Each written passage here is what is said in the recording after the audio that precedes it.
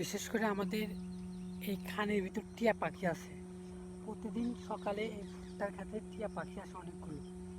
আমি যদি আপনাদের জুম করে একটু দেখাই তাহলে বুঝতে পারবেন ওই যে গাছে কতগুলো টিয়া পাখি আছে। দেখতে পাচ্ছেন কি জানি না সঠিক, আমি দেখাবো নি জুমের মাধ্যমে। অনেকগুলো টিয়া পাখি ওই গাছের ডালে বসে রয়েছে। ঠিক আছে, আমি আপনাদের দেখাচ্ছি। মূলত এটা কিন্তু আমরা চাষ করি ভুট্টার ক্ষেত। সকালে ভুট্টা উঠাই নিয়ে গেছি। এখন আমি শুধু আসছি টিয়া পাখির ভিডিও করার জন্য। ঠিক আছে, আমি আপনার সাথে থাকুন, দেখাচ্ছি টিয়া পাখি।